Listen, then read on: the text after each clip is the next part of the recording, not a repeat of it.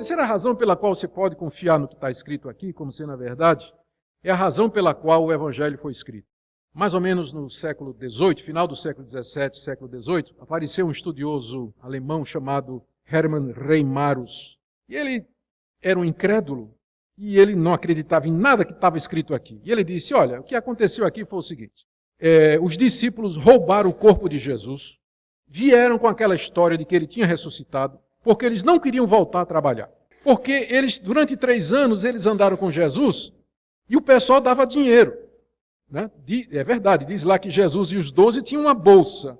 E havia ofertas que eram dadas para o sustento de Jesus e dos 12.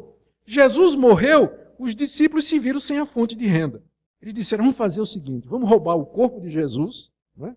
Vamos inventar que ele ressuscitou e continuar esse negócio de religião, porque dá dinheiro. Foi o que o Hermann Reimarus disse no século XVIII, de que os autores dos evangelhos, na verdade, eram uma fraude, eles eram falsários, eles eram falsificadores e que inventaram o cristianismo para ganhar dinheiro. Pena que não explica porque é que eles morreram por conta disso, né? Porque imagina, você inventa uma mentira e você é colocado diante de uma arena cheia de 30 leão com fome, você na hora vai dizer, é mentira, gente, eu estava só brincando. Morreu mesmo, eu sei, ele está morto, ele não ressuscitou não, a gente inventou. Você ia morrer por causa de uma mentira, estraçalhado por leões? Pois os primeiros cristãos morreram. Eles foram para a fogueira, assados vivos, comidos por leão, decapitados à espada, surrados, perseguidos, presos e não negaram. Se era uma mentira, eles acreditaram na mentira que eles inventaram. Porque eles reagiram como gente que tinha certeza do que tinha visto e do que tinha ouvido. A tese de Reimarus, é claro, ela foi desacreditada depois, mas ainda hoje tem gente que diz a mesma coisa. Que os evangelhos ou foi escrita como uma fraude, alguém que queria enganar os outros, e aí vai ter um grande problema em explicar como é que essa mentira pegou, que a coisa mais fácil do mundo teria sido, para o pessoal daquela época, provar que era uma mentira, é só apresentar o corpo de Jesus. Está aqui o corpo dele, esse negócio de ressurreição é mentira. Ninguém fez isso. Mas eles dizem, ou foi uma fraude, ou então, assim, uma mentira piedosa. Eles precisavam explicar alguma coisa a respeito de Jesus, precisavam se defender, e aí inventaram que Jesus andou sobre a água, que Jesus multiplicou pães, que ele transformou água em vinho.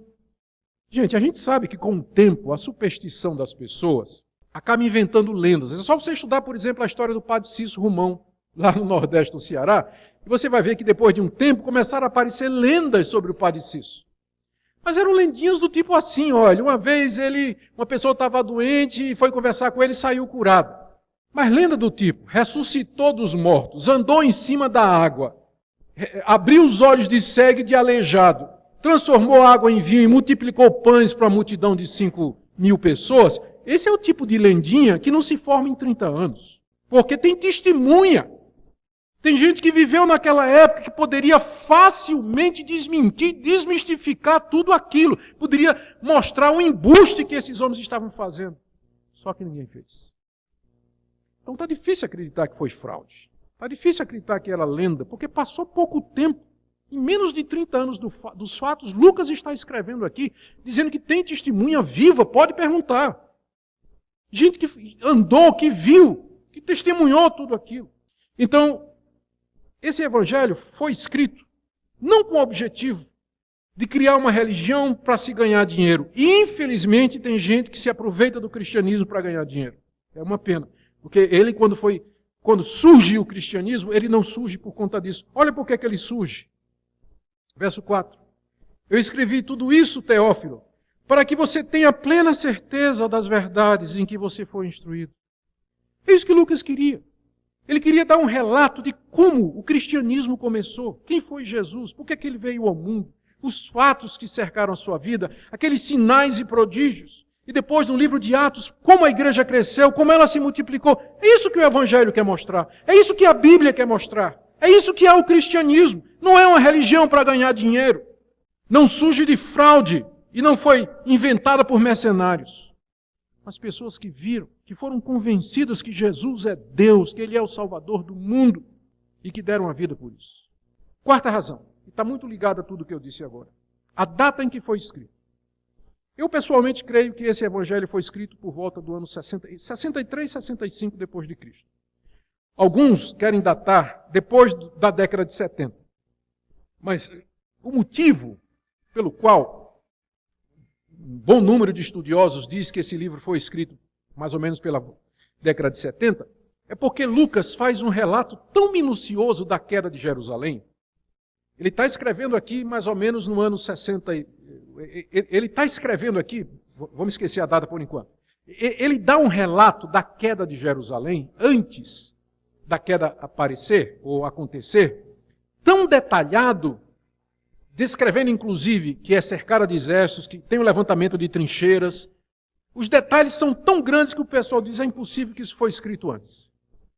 Como Jerusalém foi cercada e caiu no ano 70, eles dizem isso aqui só pode ter sido escrito depois, quando Lucas já sabia dos detalhes. Sabe qual é o meu problema com isso aí? Ele pode até ter escrito depois, mas não por causa disso. Meu problema com esse tipo de argumento é que não se acredita que Lucas tenha sido capaz, aliás, que Jesus tenha sido capaz de ter predito a queda de Jerusalém com tantos detalhes. Geralmente é o pessoal que não acredita que Jesus poderia ter predito com tantos detalhes a queda de Jerusalém no ano 70. Por isso eles dizem que tem que ter sido escrito depois. É o que eles chamam de vaticínia ex evento. Um vaticínio ou uma profecia que foi dada depois que o evento foi feito e que foi escrito como se tivesse sido dado antes, o que tornaria então esse evangelho uma fraude.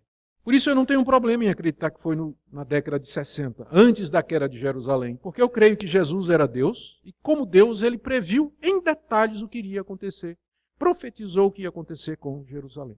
A data então está aí na década de 60, quando, como eu já disse, havia testemunhas vivas que poderiam confirmar ou contraditar aquilo que estava escrito. Os judeus poderiam ter feito isso, os pagãos poderiam ter feito isso, e, como eu disse, já fazia pouco tempo para que pudesse ter virado ou sido resultado de lenda ou da imaginação piedosa e criativa dos primeiros discípulos, porque fazia pouco tempo. Então, a data em que esse evangelho foi escrito é mais uma razão para que nós confiemos naquilo que ele nos diz. Vou dar uma quinta razão. É que há outros livros escritos na mesma época e que dizem a mesma coisa. Eu já mencionei aqui os outros evangelhos. E o que impressiona quando você lê Mateus, Marcos e Lucas, em primeiro lugar, é as semelhanças. A sequência dos fatos é a mesma, com poucas alterações. Os detalhes das palavras de Jesus, às vezes, impressionam a similaridade que você encontra em Mateus, Marcos e Lucas. O que eles dizem e que é igual é cerca de 85%. A pergunta é, como é que três autores diferentes, escrevendo em datas diferentes, estão dizendo a mesma coisa? Estão dizendo a mesma coisa. E você sabe que isso pode ser explicado pela dependência literária, mas todos eles reivindicam testemunho ocular. A semelhança dos três evangelhos aponta para uma fonte histórica, Jesus, e para fatos que aconteceram e que os três autores, de alguma maneira, tiveram acesso. Por incrível que pareça, são as diferenças que também nos levam à conclusão da autenticidade dos três evangelhos, especialmente de Lucas. Porque imagina só, você tem três evangelhos que estão dizendo a mesma coisa. Se os três tivessem concebido um plano de enganar, eles estariam dizendo a mesma coisa. Agora imagine se vocês três pessoas de vocês, vão querer inventar uma história que parece verdadeira. Na hora de dar depoimento, o que é que a polícia pega? É a contradição, não é? Mateus diz que Jesus uma vez curou um cego na entrada de Jericó.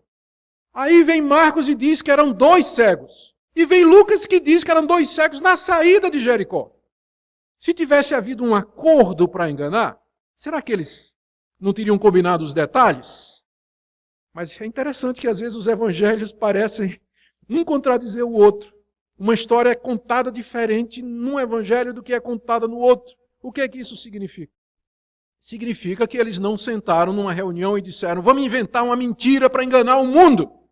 Significa que eles estão relatando fatos e que dependendo da perspectiva, da audiência e da intenção de cada um deles, eles estão contando de uma maneira diferente.